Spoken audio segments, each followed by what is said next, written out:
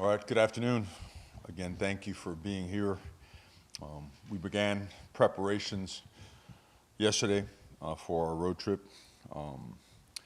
this Saturday up to College Station. Obviously, a team we have tremendous respect for. Their coaching staff, their players, their program, a lot of tradition. Great players, a really explosive football team, and our guys are really excited about the opportunity ahead of us. So, that being said, open to questions. What type of mentality, approach, culture does a program need to have to go into a road environment like you're going to see Saturday and compete at that level? Well, I mean, anytime you go on the road, you've always heard that term business trip, and what does that really mean? Well, best way to put it, I guess, is that, you work on toughness and discipline and resiliency and execution and leadership throughout the course of winter, right? Fourth quarter program, springtime, the summer, fall camp, and everything else.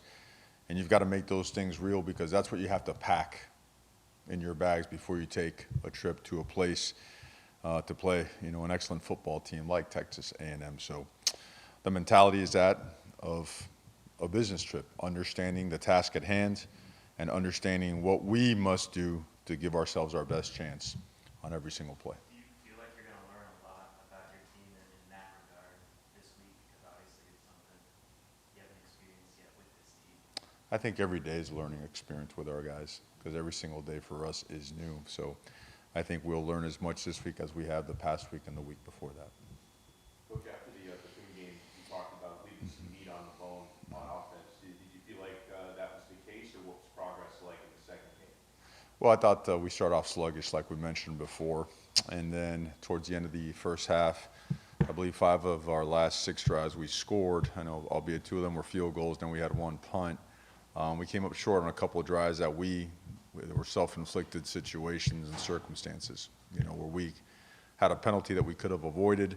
We could have called it a little bit better. I could have helped out a little bit better. So there's some things that were strong in a progress type of way, but in other things that we felt that, hey, it's just not good enough. But I tell the players and the staff all the time, it's you don't let a win feel like a loss. You get what you did well. You get better at it. You get the things you don't do so well at, and you improve them. If it's not good enough, if you ever lose a game, it shouldn't be good enough. Or if it's not good enough when you do lose a game, it shouldn't be good enough, just because you got the win. You've got to look at those errors, those issues, and you've got to correct them. And so that's what we've been doing, building off of that. Yesterday was a big technical and fundamental day for us in all phases, so we feel we made some progress. Mario, after you spoke on Saturday, you kind of came out and talked to us and kind of, we took responsibility and said, if I play like this again, we're going to lose. I mean, what does it say about him that he takes that responsibility and kind of takes that on himself? It's great to take ownership as opposed to taking blame, because this thing all works together. I mean, you got to be in sync. The passing game is about precision. It's about timing, right? To be accurate, all the parts got to be in sync. And sometimes you manufacture some plays and you extend some plays and whatnot, but that's the kind of guy he is. He's always going to want to take, responsibility for everything. But I think as a program, we always take responsibility of it together. And again, always building off the stuff that we can to continue moving forward, because that's the key for us is continued improvement. Mario, I know you talked about physicality and all that. I'm just curious, you played 2 games. I know teams always want to develop, whatever you want to say is a personality or whatever they can lay their hat on. Do you have a sense for an identity of this team yet on offense and defense? Like, you've seen enough to say, okay, this is what we are on offense, this is what we are on defense at this point for 2? I don't think you proclaim your identity, I don't think you go out and you say I'm this or I'm that. I think you go out and you play it and you show it with what you do on the field.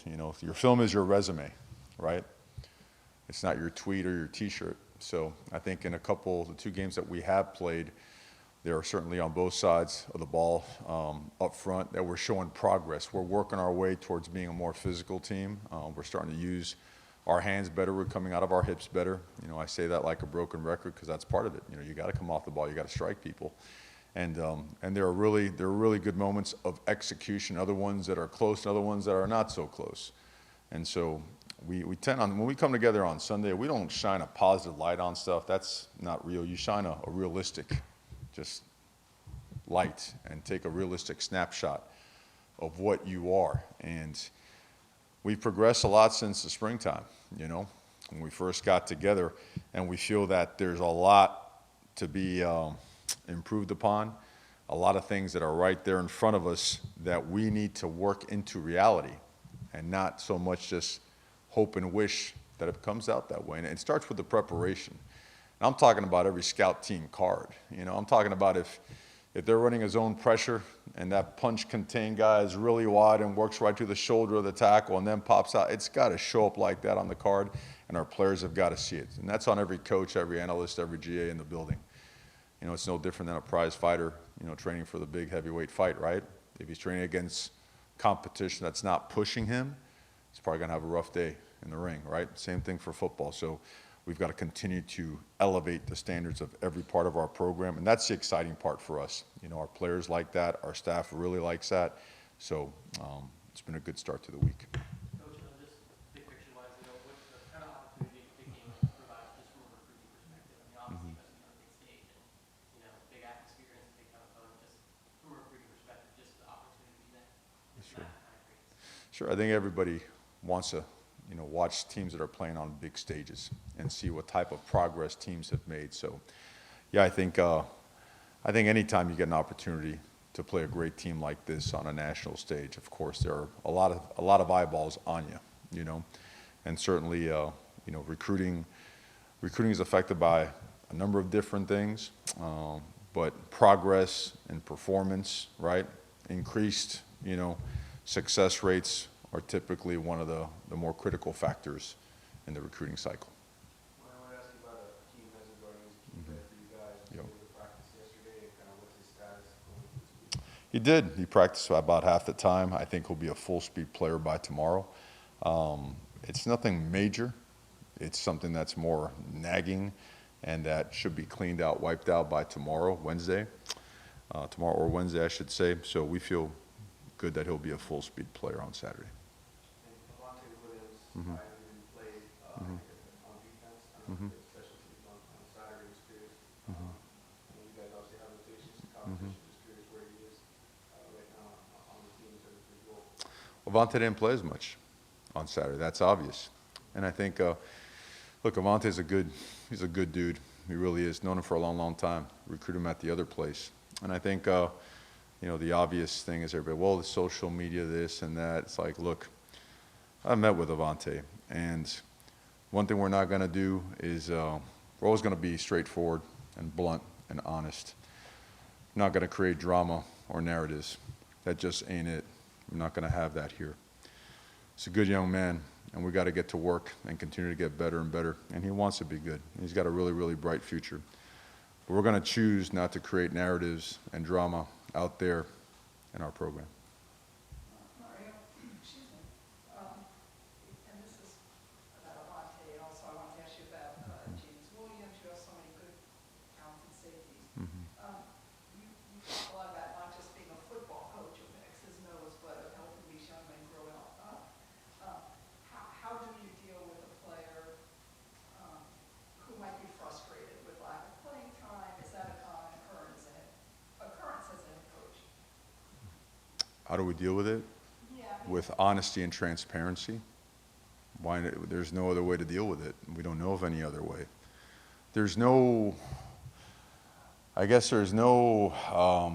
Same thing, there's no drama or narrative that come with the processes of growth and development as a student athlete, football player, right?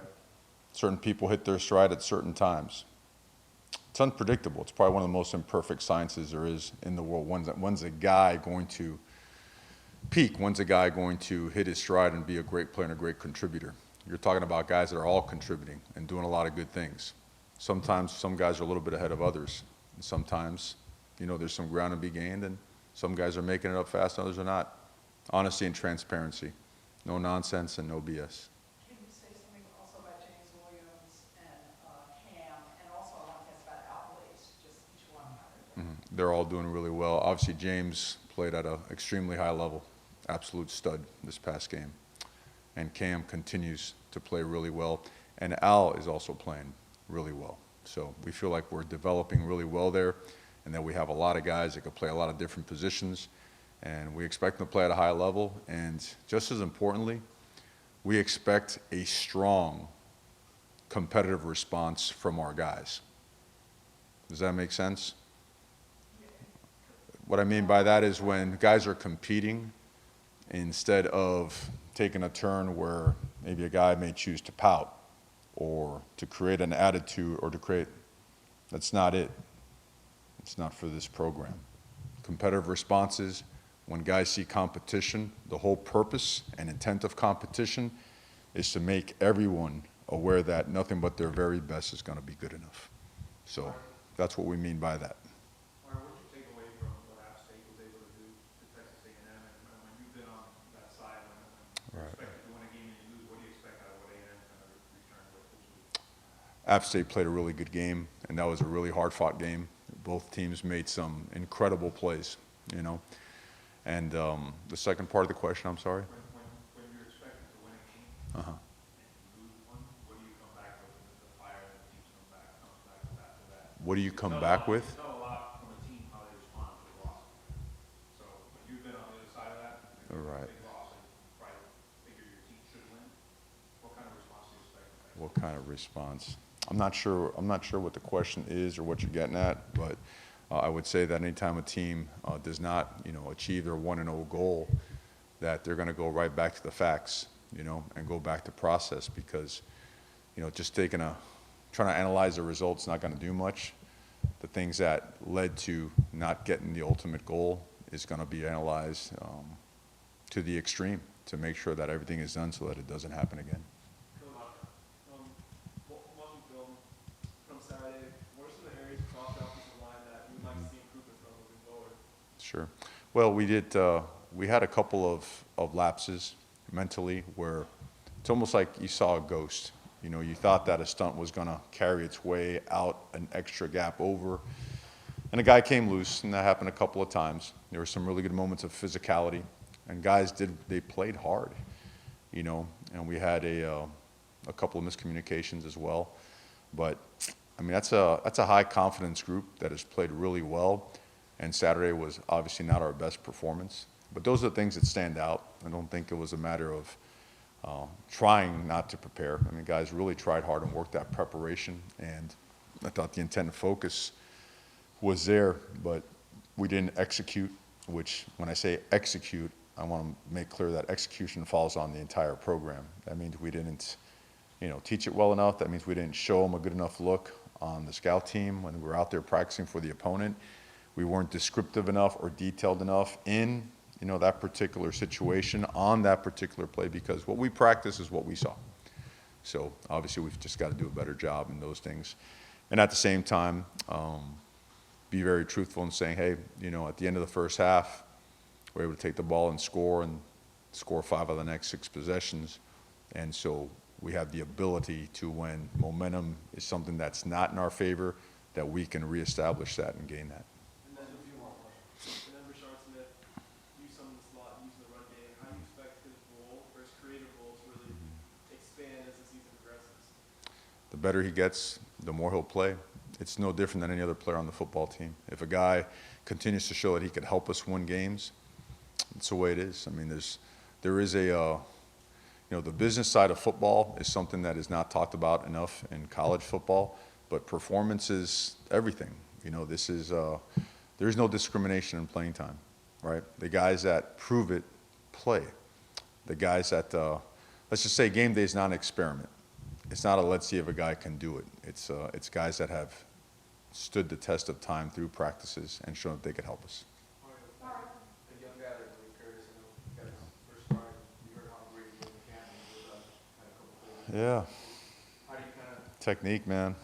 Technique, and that's what you want to show up in a game, obviously, right? You want to be able to do this. The fundamentals of football, they haven't changed, right? You bend at the knees, right? You play low to high, you play with your hands inside. And in a critical moment, it just, boom, had a lapse in technique, got away. So we've got to get, Malik to play to the best of his ability. See a little to be able to see a lot. Those eyes wandered a little bit. You saw a great effort, try to come back and, get in there and make a tackle or make it close enough to make a play or whatnot. And there's a lot of bright spots with him in camp to make us feel confident he's going to be a good player.